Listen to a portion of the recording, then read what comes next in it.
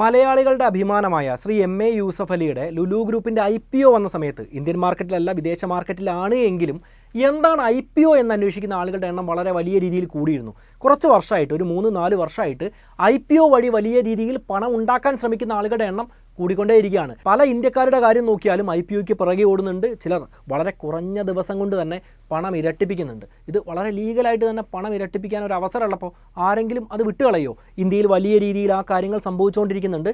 ഞാനും പല സമയത്തും ഈ കാര്യങ്ങൾ ചെയ്തിട്ടുമുണ്ട്. എങ്കിലും ഇത് ഇല്ലീഗലായിട്ടുള്ള ഒരു കാര്യമല്ല, ലീഗലായിട്ട് നമുക്ക് ചെയ്യാൻ പറ്റുന്നതാണ്. പക്ഷേ കണ്ണടച്ച് IPOയുടെ പുറകെ പോകുന്നത് പലർക്കും വിനയായിട്ട് മാറുന്നുമുണ്ട്. കാര്യങ്ങൾ എന്താണെങ്കിലും IPOയ്ക്ക് മുന്നേ ഉള്ള അൺലിസ്റ്റഡ് മാർക്കറ്റില്ലേ, അതിനുശേഷം വരുന്ന പ്രൈമറി മാർക്കറ്റ്, പിന്നീട് നമ്മൾ നോക്കുകയാണെങ്കിൽ സെക്കൻഡറി മാർക്കറ്റ്, ഇതെല്ലാം എന്താണ് എന്നും ഇവയിലെല്ലാം എങ്ങനെ നിക്ഷേപം നടത്താമെന്നും എങ്ങനെയാണ് ആളുകൾ ലാഭം ഉണ്ടാക്കുന്നത് എന്നും നമ്മളെല്ലാവരും അടിസ്ഥാനപരമായിട്ട് അറിഞ്ഞിരിക്കണം. കണ്ണും പൂട്ടി കൊണ്ടുപോയിട്ട് ഇൻവെസ്റ്റ് ചെയ്യാനോ പണം ഇരട്ടിപ്പിക്കാൻ നോക്കാനോ അല്ല പറയുന്നത്. എന്താണ് ഇന്ത്യയിൽ സംഭവിക്കുന്നത് എന്ന കാര്യം അടിസ്ഥാനപരമായിട്ട് നമ്മൾ മനസ്സിലാക്കിയിരുന്നാൽ എന്തുകൊണ്ട് നല്ലതാണ്. ഏതൊരു സാധാരണക്കാരനും എളുപ്പത്തിൽ മനസ്സിലാവുന്ന വിധമാണ് ആ കാര്യങ്ങൾ ഇന്ന് ഞാൻ നിങ്ങൾക്ക് പറഞ്ഞു തരാൻ പോകുന്നത്. അതായത് ഗ്രേ മാർക്കറ്റിലും പ്രൈമറി മാർക്കറ്റിലും സെക്കൻഡറി മാർക്കറ്റിലും എങ്ങനെ നിക്ഷേപിക്കാമെന്ന് വളരെ എളുപ്പത്തിൽ നമുക്കിന്ന് നോക്കാം. എങ്കിലും ഈ വീഡിയോയിൽ കൂടുതൽ പ്രാധാന്യം കൊടുത്തിരിക്കുന്നത് IPOയ്ക്ക് ആയിരിക്കും. പുതിയൊരു അറിവല്ലേ, കൂടുതൽ പേരിലേക്ക് എത്താൻ വേണ്ടിയിട്ട് നിങ്ങൾ നിർബന്ധമായിട്ടും 5-6 ഗ്രൂപ്പുകളിലേക്കെങ്കിലും ഈ വീഡിയോ ഒന്ന് ഷെയർ ചെയ്ത് കൊടുക്കണം. കാരണം ഇത്തരം വീഡിയോസ് ചെയ്യുന്ന സമയത്ത് ആളുകൾക്ക് വളരെയധികം ഉപകാരമാണെങ്കിലും വീഡിയോ അധികം പേരിലേക്ക് എത്താറില്ല. അതുകൊണ്ട് നിങ്ങളുടെ പിന്തുണ നിർബന്ധമാണ്. 5-6 ഗ്രൂപ്പുകളിലേക്ക് ഈ വീഡിയോ ഒന്ന് ഷെയർ ചെയ്യാൻ വേണ്ടി ശ്രമിക്കൂ. നമുക്ക് എന്തായാലും നേരെ വീഡിയോയിലേക്ക് പോകാം. ഫോർമൽ ആയിട്ടുള്ള റെക്കഗ്നൈസ്ഡ് ആയിട്ടുള്ള ഒരു സ്റ്റോക്ക് എക്സ്ചേഞ്ചിലേക്ക് അതുവരെ ലിസ്റ്റ് ചെയ്യപ്പെടാത്ത ഒരു കമ്പനി ലിസ്റ്റ് ചെയ്യുന്നത് IPO അഥവാ ഇനീഷ്യൽ പബ്ലിക് ഓഫറിങ്ങിലൂടെയാണ്. ഉദാഹരണത്തിന് ഇന്ത്യയിലെ പ്രധാനപ്പെട്ട 2 സ്റ്റോക്ക് എക്സ്ചേഞ്ചുകൾ ഏതൊക്കെയാണ്? NSE, BSE, നാഷണൽ സ്റ്റോക്ക് എക്സ്ചേഞ്ചും ബോംബെ സ്റ്റോക്ക് എക്സ്ചേഞ്ചും. ഇതിലേതിലെങ്കിലും ലിസ്റ്റഡ് അല്ലാത്തൊരു കമ്പനി ഉണ്ടെന്ന് വിചാരിക്കാം. ആ കമ്പനി ഉദാഹരണത്തിന് NSEയിലൊന്നും ട്രേഡ് ചെയ്യപ്പെടുന്നില്ല, ആളുകൾ വാങ്ങുകയും വിൽക്കുകയൊന്നും ചെയ്യുന്നില്ല. പക്ഷേ അത്തരത്തിൽ ആളുകൾക്ക് വാങ്ങാനും വിൽക്കാനും പറ്റുന്ന രീതിയിൽ ഓഹരി വിപണിയിലേക്ക് ആ കമ്പനിയെ കൊണ്ടുവരണമല്ലോ. അത് കൊണ്ടുവരുന്നത് IPOയിലൂടെയാണ്. ഏത് കമ്പനിയാണോ ലിസ്റ്റ് ചെയ്യാൻ പോകുന്നത് ആ കമ്പനി ഒരു നിശ്ചിത സമയത്തേക്ക്, ഒരു 5-6 ദിവസമൊക്കെ ആയിരിക്കും, ആ ദിവസത്തേക്ക് പൊതുജനങ്ങൾക്ക് കമ്പനിയുടെ ഓഹരികൾ വാങ്ങാനുള്ള അവസരം ഒരുക്കും. ഈ സമയത്ത് നമുക്ക് കമ്പനിയുടെ ഓഹരികൾ മേടിക്കാൻ വേണ്ടി പറ്റുന്നതാണ്. ഈ മേടിക്കുക എന്ന് പറയുന്നത് ലോട്ടായിട്ടാണ്, ഒരു ഓഹരിയായിട്ട് മേടിക്കാൻ പറ്റില്ല. ഇപ്പോൾ ഒരു ലോട്ടിൽ 50 ഓഹരികളാണ് ഉള്ളതെങ്കിൽ 50 എണ്ണവും ഒന്നിച്ച് മേടിക്കാം. ഇങ്ങനെ ഒന്നിച്ച് മേടിക്കുന്ന സമയത്ത് എല്ലാവർക്കും, ഈ പണം കൊടുക്കുന്ന എല്ലാവർക്കും ഇത് കിട്ടണം എന്നില്ല. നമ്മളിപ്പോൾ പണം കൊടുത്തു, പക്ഷേ നമുക്ക് ഓഹരി കിട്ടിയിട്ടില്ല എങ്കിൽ നമ്മുടെ അക്കൗണ്ടിലേക്ക് തിരിച്ച് പണം വരുന്നതാണ്. പക്ഷേ നമ്മൾ കമ്പനിയുടെ കയ്യിൽ നിന്നും ഓഹരികൾ ഇങ്ങനെ മേടിക്കുന്ന സ്ഥലമില്ലേ, അതിനെ പ്രൈമറി മാർക്കറ്റ് എന്നാണ് പറയുക. ഇവിടെ നിന്ന് നമ്മളിപ്പോൾ 150 രൂപയ്ക്കായിരിക്കാം ഒരു ഓഹരി മേടിച്ചത്. അപ്പോൾ 150 × 50 എന്ന് പറയുന്ന പണമാണ് നമ്മൾ കൊടുത്തിട്ടുള്ളത്. പക്ഷേ ഇത് സെക്കൻഡറി മാർക്കറ്റിലേക്ക്, അതായത് ഇപ്പോൾ NSEയിലോ BSEയിലോ എല്ലാം ലിസ്റ്റ് ചെയ്യുന്ന സമയം നമ്മൾ മേടിച്ച പണമായിരിക്കില്ല അതിനുണ്ടാവുക. ഒരുപക്ഷെ അതേ പണം തന്നെ ആയിരിക്കാം, ഒരുപക്ഷെ അതിൽ കൂടുതലായിരിക്കാം, കുറവായിരിക്കാം. ഇങ്ങനെ നമ്മൾ മേടിച്ച പണത്തിലും അധികം കൂടിയാണ് ഒരു കമ്പനി ലിസ്റ്റ് ചെയ്യപ്പെടുന്നത് എങ്കിൽ ആ പണത്തിന് സെക്കൻഡറി മാർക്കറ്റിൽ നമുക്ക് വിൽക്കാൻ പറ്റും. ഒരു ദിവസം കൊണ്ടല്ല, ലിസ്റ്റ് ചെയ്യുന്ന സമയത്ത് പെട്ടെന്ന് തന്നെ ഉണ്ടാകുന്ന ഈ ഗെയിനിനെ ലിസ്റ്റിംഗ് ഗെയിൻ എന്നാണ് പറയുക. വാസ്തവത്തിൽ ഇന്ത്യക്കാരിൽ ഒരുപാട് പേർ ഇപ്പോൾ ഈ ലിസ്റ്റിംഗ് ഗെയിനിൻ്റെ പുറകെയാണ് എന്ന് തന്നെ പറയാം. കാരണം സെബിയുടെ കണക്ക് പ്രകാരം 2021-23 വർഷങ്ങളിലെ 144 IPOകളിൽ അത് കിട്ടിയ ആളുകളില്ലേ, അവർ ആദ്യ ആഴ്ചയിൽ തന്നെ ഓഹരികൾ വിറ്റ് ഒഴിവാക്കിയത് 54% കൂടുതലാണ്. അതായത് മേടിച്ച ആളുകളിൽ 54% ആളുകളും ആദ്യ ആഴ്ചയിൽ തന്നെ തങ്ങൾക്കുള്ള ഓഹരികൾ വിറ്റൊഴിവാക്കി. ഈ കമ്പനിയോട് വലിയ രീതിയിൽ ഇഷ്ടമുണ്ടായിരുന്നെങ്കിൽ ആദ്യ ആഴ്ചയിൽ തന്നെ വിറ്റൊഴിവാക്കാനുള്ള സാധ്യത കുറവല്ലേ. അതായത് തങ്ങൾ IPO സ്റ്റേജിൽ തന്നെ താല്പര്യം പ്രകടിപ്പിച്ച ഒരു കമ്പനിയെ ആദ്യ ആഴ്ചയിൽ തന്നെ വിറ്റൊഴിവാക്കിയിരിക്കുകയാണ്. ലോങ് ടേമിലേക്ക് ഈ കമ്പനിയെ ഹോൾഡ് ചെയ്യണമെന്ന ചിന്ത ഇപ്പോൾ ഇന്ത്യക്കാർക്കിടയിൽ ഇല്ല. എല്ലാവരുടെയും കാര്യമല്ല പറയുന്നത്, IPOയിൽ അപ്ലൈ ചെയ്യുന്ന ഒരുപാട് പേർക്കില്ല. കൃത്യമായിട്ട് പറഞ്ഞു കഴിഞ്ഞാൽ, കണക്ക് നോക്കിക്കഴിഞ്ഞാൽ 50% ആളുകൾക്കും ആ ഒരു ചിന്തയില്ല. അപ്പോൾ ഇങ്ങനെ ചെയ്യുന്നത് തെറ്റാണോ? തെറ്റാണെന്നൊന്നും പറയാൻ പറ്റില്ല. ലിസ്റ്റിംഗ് ഗെയിൻ കിട്ടാൻ താല്പര്യമുണ്ട് എങ്കിൽ ലിസ്റ്റിംഗ് ഗെയിൻ എടുത്ത് ലാഭം എടുത്തിട്ട് വിറ്റൊഴിവാക്കുന്നതിന് യാതൊരു തെറ്റുമില്ല. പക്ഷേ നമ്മൾ എന്തിനാണ് ഈ സാധനം വാങ്ങുന്നത് എന്ന കാര്യം ചിന്തിക്കണം. ലിസ്റ്റിംഗ് ഗെയിൻ കിട്ടുക എന്ന ഉദ്ദേശത്തോടെയാണെങ്കിൽ യാതൊരു കുഴപ്പമില്ല. നമ്മുടെ കയ്യിലുള്ള പണം 2-3 ദിവസം കൊണ്ട് ഇരട്ടിയായിട്ട് തിരിച്ചു കിട്ടിയാൽ ആർക്കെങ്കിലും കുഴപ്പമുണ്ടോ? ഒരിക്കലും ഇല്ലല്ലോ. ചിലപ്പോൾ 50% ലാഭത്തോടെ ആയിരിക്കും ലിസ്റ്റ് ചെയ്യുക, ചിലപ്പോൾ 100%-ലധികം ലാഭത്തോടെ ആയിരിക്കും ലിസ്റ്റ് ചെയ്യുക. ഇപ്പോൾ എൻ്റെ കാര്യം നോക്കുകയാണെങ്കിൽ ഞാൻ ബജാജ് ഹൗസിംഗ് ഫൈനാൻസിന് ലിസ്റ്റിംഗ് ഗെയിൻ ഉണ്ടാവുമെന്ന് പ്രതീക്ഷിച്ച് ഏതാണ്ട് ഒരു 10,000 രൂപയിലധികം ഇൻവെസ്റ്റ് ചെയ്തിരുന്നു. ഒരു ലോട്ടിനാണ് അപ്ലൈ ചെയ്തത്. അത് കിട്ടുകയും ചെയ്തു. ലിസ്റ്റ് ചെയ്ത ആ ദിവസം തന്നെ ഏതാണ്ട് ഒരു 120% പുറത്ത് ലാഭത്തിനാണ് എനിക്കത് വിറ്റൊഴിവാക്കാൻ പറ്റിയത്. നമ്മുടെ കയ്യിലുള്ള 10,000 രൂപ ഒറ്റ ദിവസം കൊണ്ട് 1, 2, 3 ദിവസം കൊണ്ട് 20,000 രൂപയിലധികമാക്കി മാറ്റാൻ നമുക്ക് പറ്റുന്ന ഒരു അവസരം ഉണ്ടെങ്കിൽ അത് ഉപയോഗിക്കുന്നതിൽ യാതൊരു പ്രശ്നവുമില്ല. പക്ഷേ എന്തിനാണ് നമ്മൾ പണം മുടക്കുന്നത് എന്ന കാര്യം തീർച്ചയായിട്ടും ഒന്ന് മനസ്സിലാക്കി വെക്കണം. ഞാനിപ്പോൾ പറയുന്ന കാര്യങ്ങൾ എല്ലാം മനസ്സിലാവാൻ സാധ്യതയില്ല.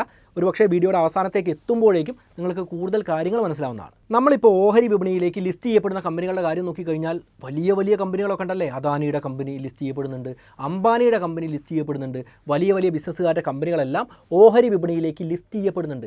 ഈ സമയത്ത് കമ്പനി നേരിട്ട് പൊതുജനങ്ങൾക്ക് ഓഹരി വെക്കുകയാണ്. നമ്മുടെ പണത്തിൻ്റെ ആവശ്യമുണ്ടോ ഇത്രയും വലിയ കോടീശ്വരന്മാർക്ക്? അവരുടെ കമ്പനി, അവർ ഭാവിയിൽ വളർത്താൻ പോകുന്ന കമ്പനിയുടെ ഓഹരികൾ കൊടുക്കുകയാണ്, ഷെയർ കൊടുക്കുകയാണ്. ആ ഷെയർ കൊടുത്ത് പണം ഉയർത്തേണ്ട കാര്യം അവർക്കുണ്ടോ? എന്തിനാണ് കമ്പനികൾ ലിസ്റ്റ് ചെയ്യപ്പെടുന്നത്, IPO ചെയ്യപ്പെടുന്നത് എന്നതിൻ്റെ അടിസ്ഥാനം നമ്മളൊന്ന് മനസ്സിലാക്കണം. ഇപ്പോൾ നമുക്കൊരു ബിസിനസ് ഉണ്ടെന്ന് വിചാരിക്കാം. ആ ബിസിനസ്സിൽ നമുക്ക് കുറച്ച് പണത്തിൻ്റെ ആവശ്യമുണ്ട്.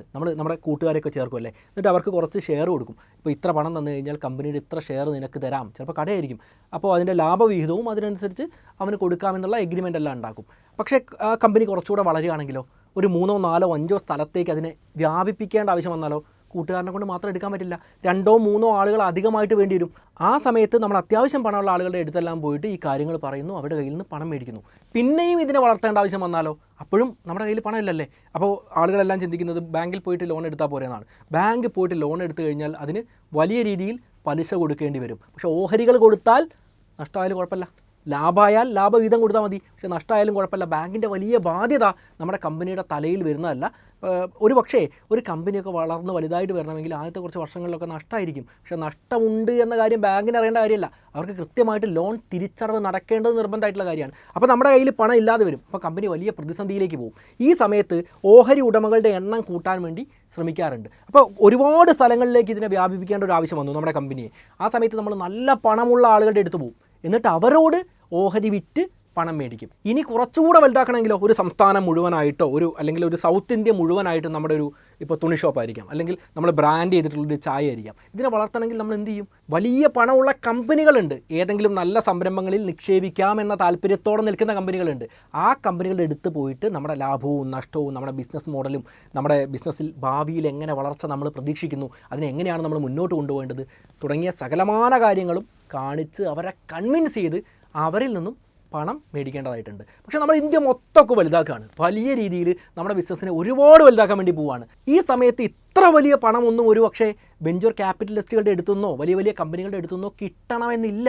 അങ്ങനെ കിട്ടുകയാണെങ്കിൽ തന്നെ അവർ ചോദിക്കുന്ന ഓഹരികൾ കൊടുക്കേണ്ടി വരും. അവർക്ക് റിസ്ക് കൂടുകയാണ്. ഈ സമയത്ത് പൊതുജനങ്ങളിൽ നിന്ന് പണം മേടിക്കാൻ വേണ്ടി പറ്റുന്നതാണ്. അതായത് IPO വഴി പൊതുജനങ്ങളിൽ നിന്നും ഓഹരി കൊടുത്ത് പണം മേടിച്ച് കമ്പനിയുടെ ആവശ്യത്തിന് വേണ്ടി ഉപയോഗിക്കാൻ വേണ്ടി പറ്റുന്നതാണ്. പ്രൈമറി മാർക്കറ്റിൽ നിന്നാണ് നമ്മൾ IPOയ്ക്ക് സബ്സ്ക്രൈബ് ചെയ്യുന്ന ആളുകൾ കമ്പനിയുടെ കയ്യിൽ നിന്നും നേരിട്ട് ഓഹരികൾ മേടിക്കുന്നത്, പണം കൊടുത്ത് ഓഹരികൾ മേടിക്കുന്നത്. എന്നാൽ ഇത് ലിസ്റ്റ് ചെയ്യപ്പെടുമല്ലോ സെക്കൻഡറി മാർക്കറ്റിലേക്ക്. ഈ സമയത്ത് കമ്പനി അല്ല പിന്നീട് ഓഹരികൾ വെക്കുക. ഇപ്പോൾ നമുക്ക് IPO വഴി നമുക്ക് ഓഹരി കിട്ടി, എനിക്ക് ഓഹരി കിട്ടി. പിന്നെ ഞാനാണ് അതിന് താല്പര്യം പ്രകടിപ്പിക്കുന്ന മറ്റൊരാൾക്ക് അതിൻ്റെ ഓഹരികൾ വിൽക്കുക. അപ്പോൾ കമ്പനിയെ സംബന്ധിച്ചിടത്തോളം IPO വഴി അവർ 5,000 കോടിയോ 10,000 കോടിയോ ഒക്കെ റേസ് ചെയ്തിട്ടുണ്ടാവും. ഈ പണം വെച്ചിട്ടായിരിക്കും ബിസിനസ്സിൻ്റെ എക്സ്പാൻഷന് വേണ്ടിയിട്ടോ അല്ലെങ്കിൽ ബിസിനസ്സിൻ്റെ മറ്റെന്തെങ്കിലും കാര്യങ്ങൾക്ക് വേണ്ടിയിട്ടോ അവർ ഉപയോഗിക്കുക. ഇത് എന്തിനു വേണ്ടിയിട്ടാണ് ഉപയോഗിക്കുക എന്ന് ആദ്യമേ പറഞ്ഞിട്ടുണ്ടാവും. അതിൻ്റെ ബേസിസിലാണ് IPO ചെയ്യുക. അതിന് കൃത്യമായിട്ടുള്ള പ്രൊസീജിയേഴ്സ് ഉണ്ട്. അതുമാത്രമല്ല കൃത്യമായിട്ടുള്ള മാനദണ്ഡങ്ങൾ പാലിക്കേണ്ട ആവശ്യമുണ്ട്. എന്താണെങ്കിലും പിന്നീട് സെക്കൻഡറി മാർക്കറ്റിൽ ഓഹരി വാങ്ങുകയും വിൽക്കുകയൊക്കെ ചെയ്യുക ഓഹരി ഉടമകൾ പരസ്പരമാണ്. അതായത് ഓഹരികൾ വാങ്ങാനും വിൽക്കാനും നമ്മളെ സഹായിക്കുന്ന വിപണിയാണ് ഓഹരി വിപണി എന്ന കാര്യം മനസ്സിലാക്കുക. അപ്പോൾ നമ്മൾ എന്തൊക്കെ ഇപ്പോൾ പറഞ്ഞു? ബേസിക്കായിട്ട് അൺലിസ്റ്റഡ് ആയിട്ട് ലിസ്റ്റ് ചെയ്യാതെ ആ കമ്പനി നിൽക്കുന്ന ഒരു സാഹചര്യമുണ്ട്. ആ സമയത്ത് ചെറിയ രീതിയിൽ ഓഹരികൾ ആ കമ്പനിക്ക് മറ്റുള്ളവർക്ക് വിൽക്കാൻ വേണ്ടി പറ്റും. അല്ലെങ്കിൽ ആ കമ്പനിയുടെ ഓഹരി ഓൾറെഡി മേടിച്ച ആളുകളില്ലേ, അവർക്ക് മറ്റുള്ള ആളുകൾക്ക് ഓഹരികൾ വിൽക്കാൻ വേണ്ടി പറ്റും. പക്ഷേ അത് കമ്പനിയുടെ ക്യാപിറ്റൽ ഉയർത്തുന്നില്ല. എന്താണെങ്കിലും അൺലിസ്റ്റഡ് ആയിട്ടുള്ള ഒരു മാർക്കറ്റ് അവിടെയുണ്ട്. അതുപോലെ പ്രൈമറി മാർക്കറ്റിലാണ് IPO ആളുകൾ മേടിക്കുകയൊക്കെ ചെയ്യുക, IPOയ്ക്ക് സബ്സ്ക്രൈബൊക്കെ ചെയ്യുക. അവിടെ കമ്പനി ആയിരിക്കും നേരിട്ട് IPOയ്ക്ക് വേണ്ടി പണം മുടക്കുന്ന ആളുകൾക്ക് കമ്പനിയുടെ ഓഹരികൾ കൊടുക്കുക. ഇങ്ങനെ IPO കഴിഞ്ഞു കഴിഞ്ഞാൽ കമ്പനി ലിസ്റ്റഡ് ആവും. ഇനീഷ്യൽ പബ്ലിക് ഓഫറിംഗ് കഴിഞ്ഞു കഴിഞ്ഞാൽ കമ്പനി ലിസ്റ്റഡ് ആവാം. ഈ ലിസ്റ്റഡ് ആവുന്ന കമ്പനിയുടെ ഓഹരികൾ പിന്നീട് ഉണ്ടാവുക IPO കിട്ടിയ ആളുകളുടെ കയ്യിലായിരിക്കും. ഈ IPO കിട്ടിയ ആളുകൾ പിന്നീട് വിൽക്കുകയാണെങ്കിൽ മേടിക്കാൻ ആളുണ്ടെങ്കിൽ അവർക്ക് മേടിക്കാൻ വേണ്ടി പറ്റുന്നതാണ്. ഈ കാര്യങ്ങളെല്ലാം നടക്കുക സെക്കൻഡറി മാർക്കറ്റിലാണ്. ഒരുപക്ഷെ IPO എനിക്ക് കിട്ടി, ഞാൻ അത് സെക്കൻഡറി മാർക്കറ്റിൽ അന്ന് തന്നെ വിറ്റ് ഒഴിവാക്കി കഴിഞ്ഞാൽ പിന്നീട് എൻ്റെ കയ്യിലൊന്നുമില്ല. പിന്നീട് എനിക്ക് മേടിക്കണമെങ്കിൽ കമ്പനിയുടെ കയ്യിൽ നിന്നല്ല ഞാൻ മേടിക്കുക. പിന്നീട് ആ ഓഹരികൾ ആരുടെ കയ്യിലാണോ ഉള്ളത് അവരുടെ കയ്യിൽ നിന്നുമാണ് സെക്കൻഡറി മാർക്കറ്റിൽ ഞാൻ മേടിക്കുക. നമ്മുടെ പ്രധാനപ്പെട്ട വിഷയം IPO ആണെങ്കിലും നമ്മളിപ്പോൾ അൺലിസ്റ്റഡ് മാർക്കറ്റിനെ പറ്റിയും പ്രൈമറി മാർക്കറ്റിനെ കുറിച്ചും സെക്കൻഡറി മാർക്കറ്റിനെ കുറിച്ചും പറഞ്ഞു. ഇതിൽ മൂന്നിലും എങ്ങനെ നിക്ഷേപിക്കാമെന്ന് അടിസ്ഥാനപരമായിട്ട് നമുക്കൊന്ന് മനസ്സിലാക്കി വെക്കാം അല്ലേ. നമ്മളൊരു വീഡിയോ കാണുന്ന സമയത്ത് നമുക്ക് കുറച്ചുകൂടെ ഗുണമുണ്ടാവുമെങ്കിൽ നല്ല കാര്യമല്ലേ. അപ്പോൾ നമ്മൾ അൺലിസ്റ്റഡ് മാർക്കറ്റ്, അതിനെ ഗ്രേ മാർക്കറ്റ് എന്നും പറയാറുണ്ട്. ഗ്രേ മാർക്കറ്റ് എന്ന് കേൾക്കുന്ന സമയത്ത് ആളുകൾക്ക് ഉണ്ടാകുന്ന ഒരു സംശയം ഇത് ഇല്ലീഗലാണോ എന്നാണ്. എന്നാൽ ഇല്ലീഗലൊന്നുമല്ല, ലീഗലായിട്ട് തന്നെ നമുക്ക് ഓഹരികൾ മേടിക്കാം, വിൽക്കാനും ഒക്കെ പറ്റുന്നതാണ്. പക്ഷേ അതിന് കുറച്ച് റിസ്ക് എലമെൻറ്റും ഉണ്ട്, കുറേ ഗുണങ്ങളും ഉണ്ട്. ഇത് നമ്മൾ കൃത്യമായിട്ട് മനസ്സിലാക്കണം. ഇപ്പോൾ എൻ്റെ കാര്യം നോക്കുകയാണെങ്കിൽ ഞാൻ അൺലിസ്റ്റഡ് ആയിട്ടുള്ള ഓഹരികൾ മേടിച്ചിട്ടുള്ളത്, ഈ അടുത്ത കാലത്ത് മേടിച്ചിട്ടുള്ളത് ഏതാണ്ട് 1 ലക്ഷം രൂപയിലധികം മുടക്കിയിട്ട് ഞാൻ മേടിച്ചിട്ടുണ്ട്.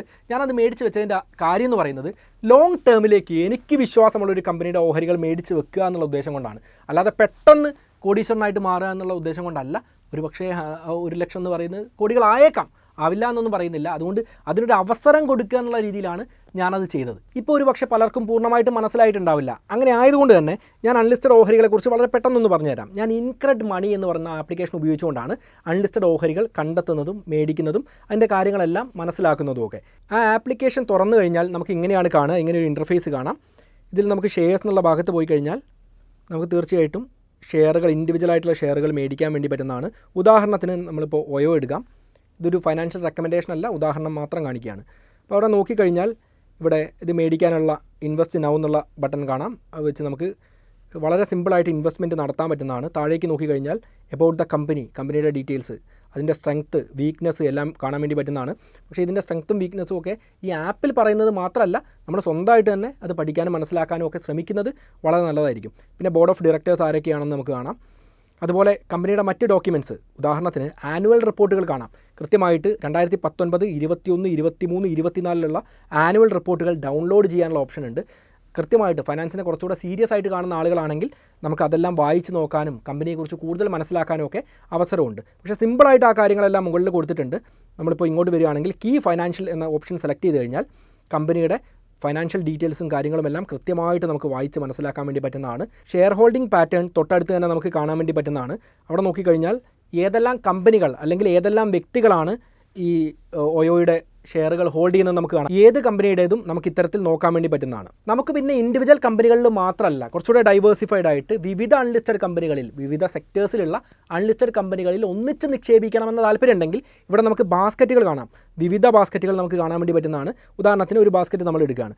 അവിടെ നോക്കിക്കഴിഞ്ഞാൽ ഏതെല്ലാം കമ്പനികളുണ്ട് എന്ന് കൃത്യമായിട്ട് കാണാം. ഒയോ ഉണ്ട്, CSK ഉണ്ട്, ഓർബിസ് ഉണ്ട്, കെയർ ഹെൽത്ത് ഉണ്ട്. ഇത് 4 എണ്ണമുള്ള ഒരു ബാസ്ക്കറ്റാണ് ഇവിടെ കാണാൻ വേണ്ടി പറ്റുന്നത്. ഒന്നിച്ച് വേണമെങ്കിൽ നിക്ഷേപിക്കാം.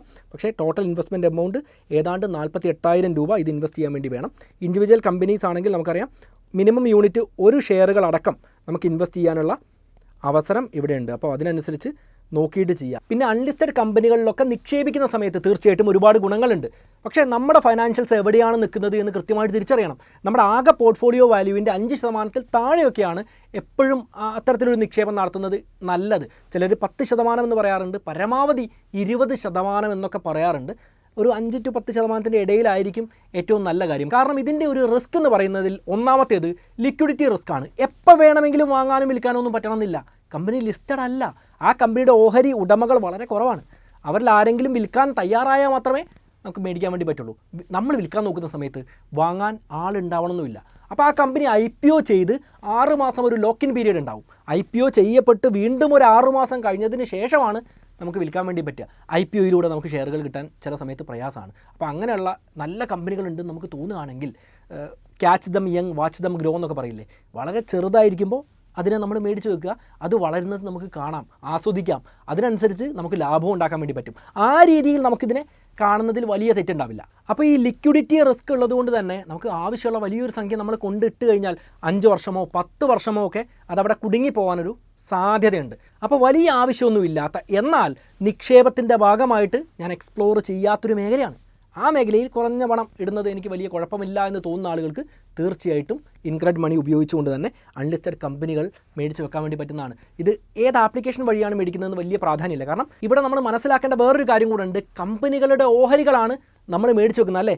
അപ്പോൾ നമ്മൾ ഡിമാറ്റ് അക്കൗണ്ട് നമ്പറൊക്കെ കൊടുക്കുകയാണെങ്കിൽ നമ്മുടെ ഡെപ്പോസിറ്ററിയിലാണ് ഇത് സേവ് ചെയ്ത് വെക്കുക. അല്ലാതെ ഇൻക്രെഡ് മണിയിലല്ല, CDSL ഒക്കെ ആയിരിക്കും അത് സേവ് ചെയ്ത് വെക്കുക. നമ്മുടെ ഡിമാറ്റ് അക്കൗണ്ടിൽ നമുക്ക് കാണാൻ വേണ്ടി പറ്റും. പക്ഷേ നമ്മുടെ പോർട്ട്ഫോളിയോ ഭാഗത്ത് പോയി കഴിഞ്ഞാൽ ഇത് കാണാൻ വേണ്ടി പറ്റില്ല. ഒരുപക്ഷെ 7 ദിവസമോ 8 ദിവസമോ ഒക്കെ കഴിയുന്ന സമയത്താണ് പലപ്പോഴും ഇത് ഡിമാറ്റ് അക്കൗണ്ടിലേക്ക് ക്രെഡിറ്റ് ആവാറുള്ളത്. എങ്കിൽ പോലും നമ്മൾ കൺസോളിൽ പോയാലോ റിപ്പോർട്ടിൽ പോയി നോക്കിയാലോ ആണ് ഈ ഓഹരികൾ അവിടെ ഉണ്ട് എന്ന കാര്യം കൃത്യമായിട്ട് മനസ്സിലാക്കാൻ പറ്റുക. അല്ലെങ്കിൽ CDSL ഒക്കെ ലോഗിൻ ചെയ്ത് നോക്കിക്കഴിഞ്ഞാൽ, നമ്മുടെ ഡെപ്പോസിറ്ററി ഏതാണോ അവിടെ ലോഗിൻ ചെയ്ത് നോക്കിക്കഴിഞ്ഞാൽ ഈ ഓഹരികൾ ക്രെഡിറ്റ് ആയിട്ടുണ്ട് എന്ന് നമുക്ക് ഉറപ്പ് വരുത്താനും പറ്റുന്നതാണ്. ഇവിടെ രണ്ടാമത്തെ ഒരു റിസ്ക് ഉള്ളത് ക്രെഡിറ്റ് റിസ്ക് ആണ്. കാരണം കമ്പനി ചിലപ്പോൾ വളരല്ലേ, പെട്ടെന്ന് വളരാം, മൾട്ടി ബാഗർ ആവാം, 50 ഇരട്ടിയും 100 ഇരട്ടിയും 1000 ഇരട്ടിയും ഇനി 10,000 ഇരട്ടിയൊക്കെ റിട്ടേൺ തന്നേക്കാം. അതുപോലെ താഴേക്കും പോവാം. കമ്പനി പൂട്ടിപ്പോകാനും സാധ്യതയുണ്ട്. അതുകൊണ്ട് തന്നെയാണ് നമ്മൾ നിക്ഷേപിക്കുന്ന പണം ഒരു 5% 10% ഒക്കെ ആക്കി വെക്കാൻ വേണ്ടി എപ്പോഴും പറയാറുള്ളത്. കാരണം ക്രെഡിറ്റ് റിസ്ക് സെക്കൻഡറി മാർക്കറ്റിലുണ്ട്, അൺലിസ്റ്റഡ് മാർക്കറ്റിലുണ്ട്, പ്രൈമറി മാർക്കറ്റിലൊക്കെ ഉണ്ട്. എങ്കിൽ പോലും ഇത് വിറ്റൊഴിവാക്കാനൊക്കെ കുറച്ച് പ്രയാസമല്ലേ. അതുകൊണ്ട് നമ്മൾ പരമാവധി ഒരു 5 to 10% വരെ മാത്രം കീപ്പ് ചെയ്യുന്നതായിരിക്കും ഏറ്റവും നല്ലത്. എങ്കിലും സ്വന്തം താല്പര്യമാണ്, സ്വന്തം വരുമാനം എനിക്ക് എത്രത്തോളം നിക്ഷേപിക്കാൻ പറ്റും, എത്ര കാലം കാത്തിരിക്കാൻ പറ്റും എന്നതെല്ലാം ചിന്തിച്ചതിന് ശേഷം മാത്രം അൺലിസ്റ്റഡ് ഷെയർസിലേക്ക് പോകുന്നതായിരിക്കും ഏറ്റവും നല്ലത്. മൂന്നാമത്തെ പ്രശ്നം നമ്മൾ നോക്കുകയാണെങ്കിൽ മാനിപ്പുലേഷനാണ്. ഇതിൻ്റെ ഓഹരി വില കറക്റ്റായിട്ടാണോ കൊടുത്തിട്ടുള്ളത് എന്ന കാര്യം നമുക്ക് പറയാൻ പറ്റില്ല. ഗ്രേ മാർക്കറ്റ് പ്രീമിയം എന്ന് പറയുന്നത് എത്രത്തോളം വിശ്വസിക്കാൻ പറ്റുമെന്ന കാര്യം സംശയമാണ്. അപ്പോൾ ഓരോന്നിനും എത്ര വില കൊടുക്കാൻ പറ്റും എന്നുള്ളത് നമുക്കൊരു ഐഡിയ ഉണ്ടാവണം. അതിനനുസരിച്ച് മേടിച്ച് വെക്കുന്നതായിരിക്കും ഏറ്റവും നല്ല കാര്യം. അപ്പോൾ ഇത്രത്തോളം കുറ്റം പറഞ്ഞല്ലോ, പക്ഷേ നല്ല കാര്യമുണ്ടോ?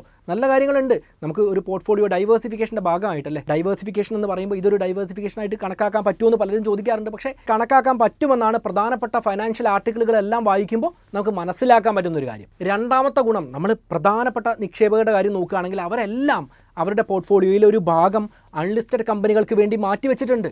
ഇപ്പോൾ രാധാകിഷൻ ദമാനിയുടെ കാര്യം നോക്കുകയാണെങ്കിൽ, രാകേഷ് ജുൻജുൻവാലയുടെ കാര്യം നോക്കുകയാണെങ്കിൽ അവരെല്ലാം തങ്ങളുടെ സമ്പത്തിൻ്റെ ഒരു ഭാഗം അൺലിസ്റ്റഡ് കമ്പനികൾക്ക് വേണ്ടി മാറ്റിവെച്ചിട്ടുണ്ട്. അത്തരത്തിൽ ഞാൻ മുകളിൽ പറഞ്ഞതുപോലെ ഒരു മൾട്ടി ബാഗർ പൊട്ടൻഷ്യൽ കൂടുതലുള്ള ഓഹരികളെ കണ്ടെത്താൻ നമുക്ക് സാധിച്ചാൽ വളരെ ഗുണമായിരിക്കും. അപ്പോൾ ഗുണവും ദോഷങ്ങളും എല്ലാം മനസ്സിലാക്കി ഇത്തരത്തിൽ നമുക്ക് അൺലിസ്റ്റഡ് കമ്പനികളിൽ ഇൻവെസ്റ്റ്മെൻറ്റ് നടത്താൻ വേണ്ടി പറ്റുന്നതാണ്. ഇനി എങ്ങനെയാണ് പ്രൈമറി മാർക്കറ്റിൽ, അതായത് IPOയ്ക്ക് വേണ്ടി അപ്ലൈ ചെയ്യുക, അതിൻ്റെ കാര്യങ്ങൾ എന്തെല്ലാമാണ് എന്ന കാര്യം കൃത്യമായിട്ട് നമുക്കൊന്ന് മനസ്സിലാക്കാം. ഒരു കമ്പനി IPO ചെയ്യുന്നതിന് മുൻപ് ഒരുപാട് കാര്യങ്ങൾ പാലിക്കേണ്ടതാണ്. ഒരുപാട് ലീഗൽ കോംപ്ലിക്കേഷൻസ് എല്ലാം ഉണ്ട്. അത് കൃത്യമായിട്ടുള്ള കാര്യങ്ങളെല്ലാം പാലിച്ചാൽ മാത്രമേ സെബി അവരുടെ IPO അപ്രൂവ് ചെയ്യുള്ളൂ. അതിനുശേഷം മാത്രമേ പൊതുജനങ്ങളിൽ നിന്നും പണം സ്വീകരിക്കാൻ ആ കമ്പനിക്ക് അവകാശം ഉണ്ടായിരിക്കുള്ളൂ. കമ്പനി IPO ചെയ്യുന്നതിന് മുൻപ് കമ്പനിയുടെ കൃത്യമായിട്ടുള്ള ഡീറ്റെയിൽസ് സെബിക്ക് സമർപ്പിക്കണം. RHP അഥവാ റെഡ് ഹെറിംഗ് പ്രോസ്പെക്ടസ് എന്നറിയപ്പെടുന്ന രേഖകൾ സെബിക്ക് കൃത്യമായിട്ട് സമർപ്പിക്കേണ്ടതാണ്. അത് പൊതുജനങ്ങൾക്ക് വായിക്കാൻ സാധിക്കുന്ന രീതിയിൽ സെബി ലഭ്യമാക്കുകയും ചെയ്യാറുണ്ട്. നമ്മൾ ഓരോ കമ്പനിയുടെ റെഡ് ഹെറിംഗ് ഡോക്യുമെൻറ്റ്സ് എന്ന് അടിച്ചു കഴിഞ്ഞാൽ, IPO വരുന്ന സമയത്ത് തന്നെ അടിച്ചു കഴിഞ്ഞാൽ കൃത്യമായിട്ടുള്ള ഫേമസ് ആയിട്ടുള്ള വെബ്സൈറ്റുകളിൽ നിന്നെല്ലാം അത് ഡൗൺലോഡ് ചെയ്തെടുക്കാൻ പറ്റും. അതുകൂടാതെ സെബിയുടെ വെബ്സൈറ്റിൽ പോയാൽ കൃത്യമായിട്ട് തന്നെ ഓരോ കമ്പനിയുടെയും റെഡ് ഹെറിംഗ് പ്രോസ്പെക്ടസ് ഡൗൺലോഡ് ചെയ്യാനുള്ള ഓപ്ഷൻസ് ഉണ്ട്. അത് ഒരു 10, 300, 400, 500, 600 പേജസ് ഒക്കെ ഉണ്ടാവും. അത് കൃത്യമായിട്ട് വായിച്ചാൽ നമുക്കൊരു കാര്യം വ്യക്തമാവും. ആ കമ്പനിയുടെ ബിസിനസ് മോഡൽ എന്താണ്, എത്രത്തോളം ലാഭം ആ കമ്പനി ഉണ്ടാക്കുന്നുണ്ട്, എന്തിനു വേണ്ടിയിട്ടാണ് ഇത്തരത്തിൽ IPO ചെയ്യുന്നത്, എന്തെങ്കിലും നിയമപ്രശ്നങ്ങൾ ആ കമ്പനി നേരിടുന്നുണ്ടോ, ആരെല്ലാമാണ് പ്രധാനപ്പെട്ട ഷെയർ ഹോൾഡേഴ്സ് തുടങ്ങിയ കാര്യങ്ങളെല്ലാം, അതായത് ആ കമ്പനിയെക്കുറിച്ചുള്ള സമ്പൂർണ്ണമായിട്ടുള്ള വിവരങ്ങൾ ഈ പേജുകളിലൂടെ പോയി കഴിഞ്ഞാൽ കൃത്യമായിട്ട് ഓരോരുത്തർക്കും മനസ്സിലാക്കാൻ വേണ്ടി പറ്റുന്നതാണ്. പക്ഷേ പ്രാക്ടിക്കലി പോസിബിൾ ആണോ എന്നൊരു സംശയമുണ്ട്. ഈ IPO ഫീവറിൽ ഇന്ത്യക്കാർ ഓടിക്കൊണ്ടിരിക്കുകയാണ്. പലരും SME IPO, അത് മറ്റൊരു കാര്യമാണ്. ഇപ്പോൾ SME BSE, SME NSE എന്നെല്ലാം നമ്മൾ കേട്ടിട്ടുണ്ടാവില്ലേ. അതായത് SME എന്ന് പറഞ്ഞാൽ സ്മോൾ മീഡിയം എൻ്റർപ്രൈസസ് ആണ്. വളരെ ചെറിയ സ്ഥാപനങ്ങളെല്ലാം IPO ചെയ്ത് വരുന്നുണ്ട്. പക്ഷേ ഇന്ത്യക്കാർ 2 ലക്ഷം രൂപയിൽ അധികമുള്ള ഇത്തരം ലോട്ടുകളൊക്കെയാണ് വാങ്ങിക്കൊണ്ടിരിക്കുന്നത്. ബോസ് പാക്കേജിംഗ് എന്ന് പറഞ്ഞ ഒരു കമ്പനിയുടെ IPO എല്ലാം ഈ അടുത്ത് വന്നിരുന്നു. ഒരു തകര ഷീറ്റ് കൊണ്ട് മറച്ചിട്ടുള്ള ഒരു സ്ഥാപനമാണ്. 20 സ്റ്റാഫോ മറ്റോ ആണുള്ളത്. ആ കമ്പനിയുടെ IPOയ്ക്ക് കോടികളാണ് ഇന്ത്യക്കാർ പുഷ് ചെയ്തിട്ടുള്ളത്. എന്തായാലും അത് മറ്റൊരു വിഷയമാണ്. കാര്യങ്ങൾ എന്തൊക്കെയാണെങ്കിലും നമുക്ക് വിഷയത്തിലേക്ക് തിരിച്ചു വന്നാൽ ഇത്തരം കമ്പനികളെയൊക്കെ ഒന്ന് ശ്രദ്ധിച്ചിരിക്കണം. അതായത് ഒരു സ്ഥലത്തേക്ക് നമ്മൾ നിക്ഷേപം നടത്തുന്ന സമയത്ത് അടിസ്ഥാനപരമായിട്ടുള്ള ഒരു ഐഡിയ നമ്മൾ ഉണ്ടാവണം. നമ്മളൊന്ന് ചിന്തിക്കാൻ വേണ്ടി തയ്യാറാവണം. ആ കമ്പനി എന്താണ്, ആ കമ്പനിയുടെ ബിസിനസ് എന്താണ് എന്ന് മനസ്സിലാക്കണം. വെറുതെ പേര് കേട്ടിട്ട് IPOയ്ക്ക് വേണ്ടി അപ്ലൈ ചെയ്യുന്നത് ശരിയായിട്ടുള്ളൊരു കാര്യമായിട്ട് എനിക്ക് തോന്നിയിട്ടില്ല. അതുകൊണ്ട് SME IPOസിനോട് ഞാൻ അത്രത്തോളം താല്പര്യം പ്രകടിപ്പിക്കാറില്ല. പേര് കേട്ടിട്ട് ഓടുക എന്ന് പറയുന്നത് ശരിയായിട്ടുള്ളൊരു കാര്യമായിട്ട് എനിക്ക് തോന്നുന്നില്ല. എന്താണെങ്കിലും നമ്മൾ വിഷയത്തിലേക്ക് തിരിച്ചു വരികയാണെങ്കിൽ ഇത്തരം കമ്പനികളിലൊക്കെ നിക്ഷേപിക്കുന്ന സമയത്ത് എനിക്കറിയില്ല, നമ്മളൊന്ന് ചിന്തിക്കേണ്ടത് അത്രയും പ്രധാനപ്പെട്ട ഒരു കാര്യമാണ്. കാരണം പണവുമായിട്ട് ബന്ധപ്പെട്ട കാര്യമാണ്. അതായത് പറഞ്ഞു വന്നത്, ഐഡിയലി ഈ ഡോക്യുമെൻ്റ് വായിച്ചതിന് ശേഷമാണ് IPOയിൽ ഇൻവെസ്റ്റ് ചെയ്യണോ എന്ന തീരുമാനം നമ്മൾ എടുക്കേണ്ടത്. കാരണം നമ്മൾ ഇൻവെസ്റ്റ് ചെയ്യുന്ന ഒരു കമ്പനിയിലേക്കാണ്, നമ്മുടെ പണം കൊടുക്കുകയാണ്. ആ കമ്പനി വളരുമോ, ആ കമ്പനിയുടെ ഭാവി എന്താണ് തുടങ്ങിയ കാര്യങ്ങളൊക്കെ അല്ലേ നമ്മൾ മനസ്സിലാക്കേണ്ടത്. ഒരു കമ്പനിക്ക് വേണ്ടി നമ്മൾ പണം കൊടുക്കുമ്പോൾ മിനിമം ആ കാര്യങ്ങളെങ്കിലും മനസ്സിലാക്കണ്ടേ. പക്ഷേ ഇതിനു വേണ്ടി 500 പേജ് വായിച്ച് നോക്കണോ? വായിച്ച് നോക്കണം എന്നുള്ളതാണ് ഐഡിയലി പറയുക. എങ്കിലും നമുക്ക് ഫ്രീ ആയിട്ടുള്ള ഒരുപാട് വെബ്സൈറ്റുകൾ ഇപ്പോൾ അവൈലബിൾ ആണ്. ഓതൻറ്റിക് ആയിട്ടുള്ള ചില വെബ്സൈറ്റുകളിലെല്ലാം നമ്മൾ പോയി കഴിഞ്ഞാൽ കൃത്യമായിട്ട് ഇതെല്ലാം ചുരുക്കി എഴുതിയിട്ടുണ്ടാവും. എന്താണ് ഈ കമ്പനി, ഈ കമ്പനിയുടെ മോഡൽ എന്തൊക്കെയാണ്, ഈ കമ്പനിയുടെ ഫൈനാൻഷ്യൽ റേഷ്യോസ് എന്തൊക്കെയാണ്, IPOയിൽ ഇൻവെസ്റ്റ് ചെയ്യുന്നത് നല്ലതാണോ അല്ലയോ തുടങ്ങിയ കാര്യങ്ങളെല്ലാം എഴുതിയത് നമുക്ക് വായിക്കാൻ വേണ്ടി പറ്റുന്നതാണ്. എല്ലാം കണ്ണടച്ച് വിശ്വസിക്കേണ്ട ആവശ്യമില്ല. എങ്കിലും ഇതെല്ലാം ഉപകാരപ്പെടുമെന്ന കാര്യം മനസ്സിലാക്കുക. ഉദാഹരണം പറയാനാണെങ്കിൽ ചിറ്റോഗാർഹ് എന്ന് പറഞ്ഞ ഈ വെബ്സൈറ്റിൽ, ഫ്രീ വെബ്സൈറ്റാണ്, ഈ വെബ്സൈറ്റിൽ പോയി കഴിഞ്ഞാൽ നമുക്ക് IPOയുടെ ഡീറ്റെയിൽസ് കാണാം. ഉദാഹരണത്തിന് വരാൻ പോകുന്ന ഒരു IPO നമ്മൾ എടുത്തു കഴിഞ്ഞാൽ അതിൻ്റെ എക്സിസ്റ്റിംഗ് ഇൻവെസ്റ്റേഴ്സ് ആരാണ്, പ്രൊമോട്ടേഴ്സ് ആരൊക്കെയാണ്, അതിൻ്റെ പ്രൈസ് ബാൻഡ് എത്രയാണ്, എന്തിനു വേണ്ടിയിട്ടാണ് IPO ചെയ്യുന്നത് തുടങ്ങിയ അടിസ്ഥാനപരമായിട്ടുള്ള കാര്യങ്ങളെല്ലാം മനസ്സിലാക്കാൻ പറ്റുന്നതാണ്. അപ്പോൾ ഈ വെബ്സൈറ്റ് നിങ്ങൾക്ക് വളരെ ഉപകാരപ്പെടാൻ ഒരു സാധ്യതയുണ്ട്. അതുകൊണ്ടൊന്ന് നോക്കി വെച്ചേക്കുക. ഇനി എങ്ങനെയാണ് IPOയിൽ അപ്ലൈ ചെയ്യുക? അത് സിമ്പിളായിട്ട് നമ്മൾ നോക്കുകയാണെങ്കിൽ നമ്മുടെ ഡിമാറ്റ് അക്കൗണ്ട് എടുക്കുക. ഒരു ഡിമാറ്റ് അക്കൗണ്ട് എല്ലാവർക്കും വേണം കേട്ടോ. പാൻ കാർഡും ബാങ്ക് അക്കൗണ്ടും അഡ്രസ് പ്രൂഫും ഒക്കെ ഉണ്ടെങ്കിൽ ഒരു ഡിമാറ്റ് അക്കൗണ്ട് തുടങ്ങാൻ വേണ്ടി പറ്റുന്നതാണ്. ലിങ്ക് ഞാൻ ഡിസ്ക്രിപ്ഷൻ ബോക്സിൽ കൊടുക്കാൻ വേണ്ടി ശ്രമിക്കാം. ഇനി അവിടെ കണ്ടിട്ടില്ല എങ്കിൽ നിങ്ങൾ ഒന്ന് അന്വേഷിച്ച് ഏതാണ് നല്ല ഡിമാറ്റ് അക്കൗണ്ട് എന്ന് തീരുമാനിച്ച് സ്വന്തമായിട്ട് തുടങ്ങാവുന്നതാണ്. അത്തരത്തിൽ ഒരു ഡിമാറ്റ് അക്കൗണ്ടൊക്കെ തുടങ്ങിയാൽ IPO എന്ന് പറഞ്ഞ സെഷൻ ഇപ്പോൾ എല്ലാ ഡിമാറ്റ് അക്കൗണ്ടുകളിലും ഉണ്ട്. ആ IPO എന്ന് പറയുന്ന ഐക്കണിൽ നമ്മൾ ക്ലിക്ക് ചെയ്യുകയാണെങ്കിൽ ഓൺഗോയിങ് IPOs എല്ലാം നമുക്ക് കാണാൻ വേണ്ടി പറ്റുന്നതാണ്. അതിൽ ഒരു IPO നമ്മൾ എടുക്കുകയാണെങ്കിൽ, ഉദാഹരണമാണ് കേട്ടോ, നിക്ഷേപിക്കുന്ന പോലുമില്ല, കാണിച്ചു തരുന്നത് മാത്രമേ ഉള്ളൂ. അപ്പോൾ ആ IPOയിൽ നമ്മൾ ക്ലിക്ക് ചെയ്ത് കഴിഞ്ഞാൽ ഒരുപാട് വിവരങ്ങൾ നമ്മൾ കാണിക്കുന്നതാണ്. ബിഡിംഗ് ഡേറ്റ് എപ്പോഴാണ് തുടങ്ങുന്നത്, ഏത് വരെയാണ്, ഏത് കാലയളവിലാണ് പണം സ്വീകരിക്കുന്നത്, ആ കാലയളവിൽ മാത്രമേ നമുക്ക് ഇൻവെസ്റ്റ് ചെയ്യാൻ വേണ്ടി പറ്റുള്ളൂ. അതായത് IPOയിലേക്ക് ഇൻവെസ്റ്റ് ചെയ്യാൻ വേണ്ടി പറ്റുള്ളൂ. ശേഷം ലിസ്റ്റായി കഴിഞ്ഞാൽ നമുക്ക് മേടിക്കാൻ വെക്കുകയൊക്കെ ചെയ്യാം. അപ്പോൾ ആദ്യം നമ്മൾ ആ ഡേറ്റ് മനസ്സിലാക്കുക, മിനിമം ഇൻവെസ്റ്റ്മെൻറ്റ് എമൗണ്ട് എത്രയാണെന്ന് മനസ്സിലാക്കുക, ലോട്ട് സൈസ് എത്രയുണ്ടെന്ന് തിരിച്ചറിയുക, അവരെത്ര പണത്തിനാണ് ഇൻവെസ്റ്റ് ചെയ്യുന്നത് തുടങ്ങിയ കാര്യങ്ങൾ മനസ്സിലാക്കുക. അതിനുശേഷം കമ്പനി ഡീറ്റെയിൽസും എല്ലാം നമുക്ക് ഇപ്പോൾ നമ്മുടെ ഡിമാറ്റ് അക്കൗണ്ടിൽ തന്നെ ബ്രോക്കർ വഴി തന്നെ വായിച്ച് മനസ്സിലാക്കാൻ വേണ്ടി പറ്റുന്നതേ ഉള്ളൂ. ടൈം ലൈൻ നോക്കണമെങ്കിൽ അതിൻ്റെ കാര്യങ്ങളെല്ലാം നോക്കാം.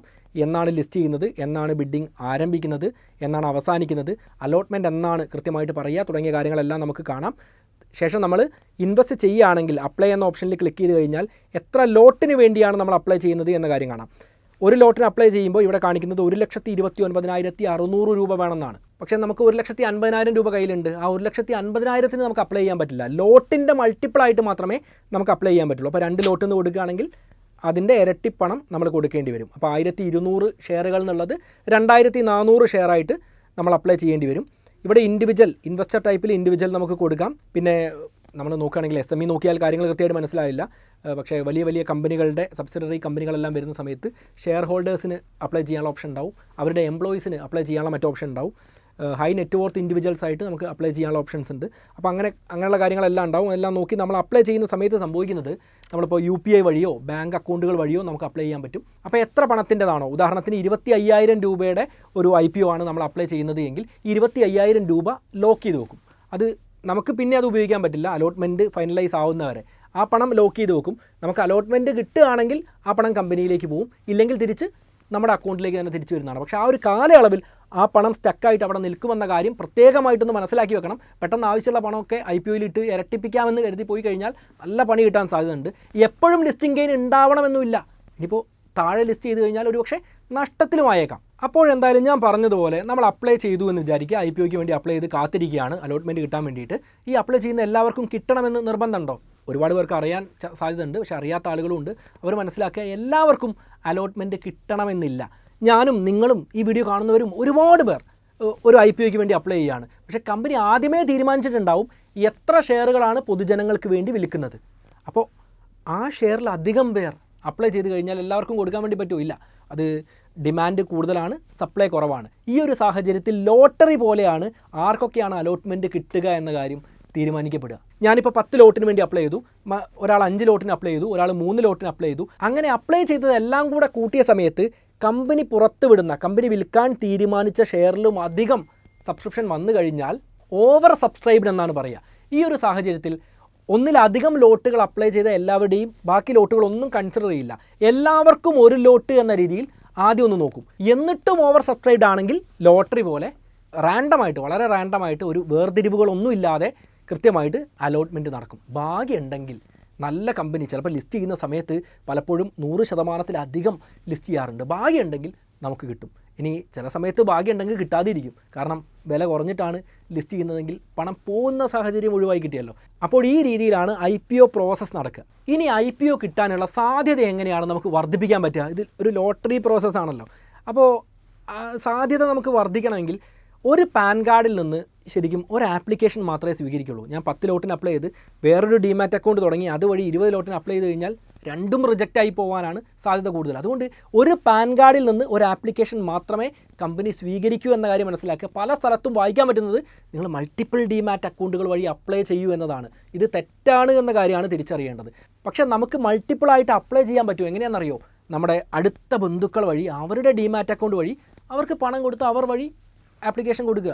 ലിസ്റ്റിംഗ് ഗെയിനൊക്കെയാണ് ഉദ്ദേശിക്കുന്നതെങ്കിൽ അറിയാലോ, അവർക്ക് കിട്ടിക്കഴിഞ്ഞാൽ നമുക്കത് വിറ്റ് അപ്പം തന്നെ പണമാക്കി എടുക്കാൻ വേണ്ടി പറ്റുന്നതാണ്. ഇത്തരത്തിൽ മൾട്ടിപ്പിൾ ഡിമാറ്റ് അക്കൗണ്ടുകൾ വഴി ഇപ്പോൾ ഭാര്യയുടെയോ അല്ലെങ്കിൽ അമ്മയുടെയോ അച്ഛൻ്റെയോ ഒക്കെ ഡിമാറ്റ് അക്കൗണ്ട് തുടങ്ങി അവർ വഴി അത്രയും താല്പര്യമുള്ള IPO ആണെങ്കിൽ അങ്ങനെ ആപ്ലിക്കേഷൻ കൊടുക്കുന്ന സമയത്ത് എണ്ണം കൂടുതലല്ലേ, നറുക്കെടുക്കുമ്പോൾ എണ്ണം കൂടുതൽ നമ്മുടേതാണെങ്കിൽ അതിലൊന്ന് കിട്ടാനുള്ള സാധ്യത കൂടുമല്ലോ. ഈ രീതിയിൽ നമുക്ക് സാധ്യത വർദ്ധിപ്പിക്കാം. രണ്ടാമത്തേത്, വലിയ വലിയ കമ്പനികളുടെ സബ്സിഡറികളൊക്കെ IPO ചെയ്യുന്ന സമയത്ത്, ഇപ്പോൾ ടാറ്റ ടെക് IPO ചെയ്യുന്ന സമയത്ത് ടാറ്റ മോട്ടേഴ്സിൻ്റെ ഷെയർ ഹോൾഡേഴ്സിന് വേണ്ടി ഒരു നിശ്ചിത എമൗണ്ട് ഓഫ് ഷെയറുകൾ മാറ്റി വെച്ചിട്ടുണ്ടാവും. ഈ സമയത്ത് നമുക്ക് ഷെയർ ഹോൾഡറായിട്ട് അപ്ലൈ ചെയ്യാം. പക്ഷേ നമുക്ക് ടാറ്റ മോട്ടേഴ്സിൻ്റെ ഒരു ഓഹരിയെങ്കിലും ഉണ്ടായിരിക്കണം. അത് ഏതാണ്ട് IPO വരാൻ പോവുകയാണ് എന്ന് പറയുന്ന സമയത്ത്, ഇപ്പോൾ ഉദാഹരണത്തിന് HDB ഫൈനാൻഷ്യൽസിൻ്റെ IPO വരാൻ വേണ്ടി പോവുകയാണെങ്കിൽ HDFCയുടെ ഒരു ഷെയർ ഉണ്ടെങ്കിൽ ഷെയർ ഹോൾഡർ വഴി അപ്ലൈ ചെയ്യാമെന്ന കാര്യം മുൻകൂട്ടി മനസ്സിലാക്കി ഒരു ഓഹരി മേടിച്ച് വെക്കുക. വളരെ ചെറിയ പണത്തിൻ്റെ കാര്യമല്ലേ ഉള്ളൂ.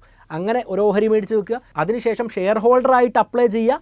പിന്നീട് റീറ്റെയിലറായിട്ടും നമുക്ക് അപ്ലൈ ചെയ്യാൻ വേണ്ടി പറ്റും. രണ്ട് രീതിയിലും അപ്ലൈ ചെയ്യാൻ പറ്റും. അപ്പോൾ അങ്ങനെ അപ്ലൈ ചെയ്യുന്ന സമയത്ത് ഇത്തരത്തിൽ അലോട്ട്മെൻറ്റ് കിട്ടാനുള്ള സാധ്യത അവിടെ വർദ്ധിക്കുകയാണ്. അടുത്തതായിട്ട് നമ്മൾ ശ്രദ്ധിക്കേണ്ടത്, ഞാൻ പറഞ്ഞില്ലേ ഒരു പ്രൈസ് ബാൻഡ് ഉണ്ടാവും. ഒരു പക്ഷേ 100 രൂപ മുതൽ 120 രൂപ വരെ എന്നായിരിക്കും പറഞ്ഞിട്ടുണ്ടാവുക. അപ്പോൾ നമ്മൾ ചിലപ്പോൾ 118 രൂപയായിരിക്കും കട്ട് ഓഫ് പ്രൈസ് ആയിട്ട് കമ്പനി തീരുമാനിക്കുക. അവസാനം എല്ലാവർക്കും ഈ ഷെയറുകൾ വിൽക്കണമല്ലോ. അപ്പോൾ 120 രൂപയ്ക്ക് തന്നെയാണ് മെജോറിറ്റി ആളുകളും ബിഡ് ചെയ്തത് എങ്കിൽ 120 തന്നെ ആയിരിക്കും പ്രൈസ്. 118 താഴെയാണ് എല്ലാവരും എങ്കിൽ 118 കൃത്യം ഷെയറുകളുടെ എണ്ണം ഉണ്ടെങ്കിൽ 118 ആയിരിക്കും കട്ട് ഓഫ് പ്രൈസ് ആയിട്ട് കൊടുക്കുക. അപ്പോൾ നമ്മൾ ചെയ്യേണ്ടത് കട്ട് ഓഫ് പ്രൈസിൽ തന്നെ ബിഡ് ചെയ്യുക എന്നുള്ളതാണ്. അത്തരം ഓപ്ഷനുകളെല്ലാം ഇപ്പോൾ നമുക്ക് ഡിമാറ്റ് അക്കൗണ്ടുകളിൽ കാണാം. ഏത് പ്രൈസിനാണോ അത് കട്ട് ഓഫ് പ്രൈസ് ആയിട്ട് തീരുമാനിക്കപ്പെടുന്നത് ആ പ്രൈസിന് തന്നെ വാങ്ങാൻ ഞാൻ തയ്യാറാണ് എന്ന് മുൻകൂട്ടി കൊടുക്കാൻ വേണ്ടി പറ്റും. ആ രീതിയിൽ കൊടുത്തു കഴിഞ്ഞാൽ നമുക്ക് IPO അലോട്ട്മെൻറ്റ് കിട്ടാനുള്ള സാധ്യത അവിടെ വർദ്ധിക്കുകയാണ്. അടുത്തത് നമ്മൾ മനസ്സിലാക്കേണ്ടത്, ഈ retail investors, share holders, employees, ഇങ്ങനെയുള്ള ഇത് മാത്രമല്ല, ഇൻഡിവിജ്വൽ ഇൻവെസ്റ്റേഴ്സിൻ്റെ കാര്യം മാത്രമല്ല. ഹൈ നെറ്റ് വർത്ത് ഇൻഡിവിജ്വൽസ് എന്ന് പറഞ്ഞാൽ വേറൊരു സെക്ഷൻ ഉണ്ട്. ഇൻസ്റ്റിറ്റ്യൂഷണൽ ഇൻവെസ്റ്റേഴ്സിന് വേണ്ടി കുറച്ച് ഷെയറുകൾ മാറ്റി വെച്ചിട്ടുണ്ടാവും. ഇങ്ങനെ മാറ്റി വെക്കുന്നത് പോലെ തന്നെ ഹൈ നെറ്റ് വർത്ത് ഇൻഡിവിജ്വൽസിന് വേണ്ടി മറ്റൊരു ഭാഗം മാറ്റി വെച്ചിട്ടുണ്ടാവും. അപ്പോൾ നമ്മൾ ചിന്തിക്കുക, ഹൈ നെറ്റ് വർത്ത് ഇൻഡിവിജ്വൽസ് ആയിട്ട് നമുക്ക് അപ്ലൈ ചെയ്യാൻ പറ്റുമോ? നമ്മൾ അത്രയും വലിയ കോടീശ്വരന്മാരൊന്നും അല്ലല്ലോ. ശരിക്കും ഈ സമയത്ത് നമ്മുടെ പണം, നമ്മുടെ വരുമാനവും നമ്മുടെ ITR ഒന്നും ചെക്ക് ചെയ്ത് നമ്മൾ കോടീശ്വരനാണോ എന്ന കാര്യം നോക്കില്ല. 2 ലക്ഷം രൂപയിലധികം നമ്മൾ ഒരു IPOയ്ക്ക് വേണ്ടി അപ്ലൈ ചെയ്യുകയാണെങ്കിൽ നമ്മൾ HNI കാറ്റഗറിയിലാണ് പോവുക. അപ്പോൾ അതുവഴി സെലക്ട് ചെയ്യുന്ന സമയത്ത് റീറ്റെയിലേഴ്സിൻ്റെ അത്രത്തോളം പെർസെൻറ്റേജ് ഇല്ല എങ്കിലും ആളുകളുടെ എണ്ണം കുറവായതുകൊണ്ട് കിട്ടാനുള്ള സാധ്യത ഉണ്ടെന്നാണ് പറയുന്നത്. പക്ഷേ നമ്മൾ ശ്രദ്ധിക്കേണ്ട വേറൊരു കാര്യം കൂടെ ഉണ്ട്. ഈ HNI കാറ്റഗറിയിൽ അപ്ലൈ ചെയ്യുന്ന സമയത്ത് ഒരുപാട് പണം ഒരാഴ്ചയോളം ലോക്കായി കിടക്കുകയാണ്. 2 ലക്ഷം രൂപയിലധികം. ചിലപ്പോൾ ലിസ്റ്റ് ചെയ്യുന്ന സമയത്ത് താഴ്ന്ന പ്രൈസിൽ ലിസ്റ്റ് ചെയ്താലോ? അപ്പോൾ റിസ്ക് അത്രത്തോളം എടുക്കാൻ ഞാൻ താല്പര്യപ്പെടുന്നില്ല. പക്ഷേ ഇങ്ങനെയൊരു കാര്യം കൂടെ ഉണ്ട് എന്ന കാര്യം ഒന്ന് മനസ്സിലാക്കുക. ഇനി നമുക്ക് IPO അലോട്ട്മെൻറ്റ് നടന്ന ശേഷം ഉള്ള ഒരു മാർക്കറ്റില്ലേ, സെക്കൻഡറി മാർക്കറ്റ്. ഇവിടെ ആരാണോ ഓഹരി വിൽക്കുന്നത്? ഓഹരി കയ്യിലുള്ള ആളാണ്. കമ്പനിയാണോ? അല്ല. ഓഹരി കയ്യിലുള്ള ആൾ ഓഹരി വിൽക്കാൻ തയ്യാറായാൽ വേണമെന്ന് പറയുന്ന ആൾക്ക് മേടിക്കാൻ വേണ്ടി പറ്റും. ഇങ്ങനെയുള്ളൊരു സ്ഥലമാണ് ഓഹരി വിപണി, സെക്കൻഡറി മാർക്കറ്റ്. ഇതിനു വേണ്ടി നമുക്ക് എന്താണ് വേണ്ടത്? ട്രേഡിംഗ് അക്കൗണ്ട് വേണം, ഡിമാറ്റ് അക്കൗണ്ട് വേണം, ഒരു ബാങ്ക് അക്കൗണ്ടും വേണം. ട്രേഡിംഗ് അക്കൗണ്ടും ഡിമാറ്റ് അക്കൗണ്ടും ഒന്നിച്ച് തുടങ്ങാൻ വേണ്ടി പറ്റുന്നതാണ്. ഒരു ഡിമാറ്റ് അക്കൗണ്ട് തുടങ്ങിയാൽ നമുക്കിപ്പോൾ അങ്ങനെയാണ് കിട്ടിക്കൊണ്ടിരിക്കുന്നത്. അപ്പോൾ നമ്മളൊരു ഡിമാറ്റ് അക്കൗണ്ട് തുടങ്ങുകയാണെങ്കിൽ സിമ്പിളായിട്ട് അത് ഓപ്പൺ ചെയ്ത് സ്റ്റോക്സിൻ്റെ ഭാഗത്ത് പോയി നമുക്ക് ഏത് കമ്പനിയാണോ വേണ്ടത് അത് സെർച്ച് ചെയ്ത് കഴിഞ്ഞാൽ ആ കമ്പനി കാണാം. അവിടെ ബൈ കൊടുത്തു കഴിഞ്ഞാൽ ആ കമ്പനിയുടെ 1, 2, 3 എത്ര ഓഹരികളാണോ വേണ്ടത് നമുക്കതനുസരിച്ച് മേടിക്കാൻ വേണ്ടി പറ്റുന്നതാണ്. പക്ഷേ ഈ കേട്ടുകേൾവിയുടെ അടിസ്ഥാനത്തിലൊന്നും നമ്മൾ മേടിക്കാൻ വേണ്ടി പാടില്ല. കൃത്യമായിട്ടുള്ള ഫണ്ടമെൻ്റൽ അനാലിസിസുകൾ നടത്തി ലോങ് ടേമിലേക്ക് കമ്പനി ഹോൾഡ് ചെയ്യാൻ പറ്റും എന്ന താല്പര്യത്തോടെ മേടിക്കുന്നതാണ് ഏറ്റവും നല്ലത്. ഈ ട്രേഡ് ചെയ്യുക എന്നുള്ള ഉദ്ദേശത്തോടെ ഓഹരി വിപണിയെ പലരും സമീപിക്കാറുണ്ട്. പക്ഷേ അത് കുറച്ചുകൂടെ റിസ്ക് കൂടുതലാണ്. പക്ഷേ ലോങ് ടേമിലേക്ക് നല്ല കമ്പനികൾ മേടിച്ചു വെച്ചാൽ ലാഭം കിട്ടാനുള്ള സാധ്യത വളരെ അധികമാണെന്ന് പറയാം. എല്ലാവരും ചെയ്യേണ്ട ഒരു കാര്യമാണ് ഇൻവെസ്റ്റിംഗ് എന്ന് പറയുന്നത്. ഭാവിയിൽ ഇതിനെക്കുറിച്ച് കൂടുതൽ വീഡിയോ ഇടണം എന്ന താല്പര്യം എനിക്കുണ്ട്. ഇപ്പോൾ ഒരു ബേസിക് ആയിട്ടുള്ള കാര്യം മാത്രമാണ് പറഞ്ഞിട്ടുള്ളത്. അതിനെക്കുറിച്ച് അറിയാൻ നിങ്ങൾക്ക് താല്പര്യം ഉണ്ടെങ്കിൽ തീർച്ചയായിട്ടും നിങ്ങൾ കമൻറ്റിൽ ആ കാര്യങ്ങളെല്ലാം പറയണം. അപ്പോൾ നമ്മൾ ഇന്ന് എന്തെല്ലാം കാര്യങ്ങൾ പറഞ്ഞു? പ്രധാനമായിട്ടും പറഞ്ഞത് IPO കുറിച്ചാണ്. അതിൻ്റെ കൂടെ തന്നെ നമ്മൾ അൺലിസ്റ്റഡ് ഓഹരികളെക്കുറിച്ചും ലിസ്റ്റഡ് ഓഹരികളെക്കുറിച്ചും വളരെ ചെറിയ കാര്യങ്ങളും പറഞ്ഞു വെച്ചിട്ടുണ്ട്. ഇന്ന് പറഞ്ഞ കാര്യങ്ങൾ നിങ്ങൾക്ക് വ്യക്തമായിട്ട് മനസ്സിലായിട്ടുണ്ടാവുമെന്ന് ഞാൻ ഉറച്ചു വിശ്വസിക്കുകയാണ്. അപ്പോൾ തുടർന്നും ഇതുപോലുള്ള വീഡിയോകൾ ഇടാൻ എനിക്ക് പ്രചോദനമാവണമെങ്കിൽ ഈ വീഡിയോ നിങ്ങൾ കൂടുതൽ പേർക്ക് ഷെയർ ചെയ്ത് കൊടുക്കണം. ഒരുപാട് പേരുടെ ജീവിതത്തിൽ വലിയ മാറ്റങ്ങൾ ഉണ്ടാവാൻ അത് കാരണമാവും. അതുകൊണ്ട് ആ കാര്യം നിർബന്ധമായിട്ടും പരിഗണിക്കുക. വീഡിയോ ലൈക്ക് ചെയ്യുക. വീഡിയോയെക്കുറിച്ചുള്ള അഭിപ്രായങ്ങൾ എന്ത് തന്നെയാണെങ്കിലും കമൻറ്റായിട്ട് എഴുതുക. പിന്നെ ഞാൻ പറഞ്ഞ കാര്യം മറക്കണ്ട, നിങ്ങൾക്ക് സെക്കൻഡറി മാർക്കറ്റിൽ കമ്പനികളുടെ ഓഹരി വാങ്ങാനും വിൽക്കാനും ഒക്കെ പറ്റണമെങ്കിൽ ഒരു ഡിമാറ്റ് അക്കൗണ്ട് തുടങ്ങണം. അത് സൗജന്യമായിട്ട് തന്നെ ഇപ്പോൾ തുടങ്ങാം. മെയിൻ്റനൻസ് ചാർജ് ഒന്നും ഇല്ലാത്ത ഡിമാറ്റ് അക്കൗണ്ടുകൾ പോലും ഇപ്പോൾ ലഭ്യമാണ്. അപ്പോൾ അത്തരത്തിലൊരു ഡിമാറ്റ് അക്കൗണ്ട് തുടങ്ങുക. പിന്നെ അൺലിസ്റ്റഡ് ഓഹരികൾ, വലിയ പൊട്ടൻഷ്യലുള്ള അൺലിസ്റ്റഡ് ഓഹരികൾ നമുക്ക് മേടിച്ച് വെക്കാൻ വേണ്ടി പറ്റും. എപ്പോഴും IPOയ്ക്ക് വേണ്ടി കാത്തിരിക്കേണ്ട ആവശ്യമില്ല.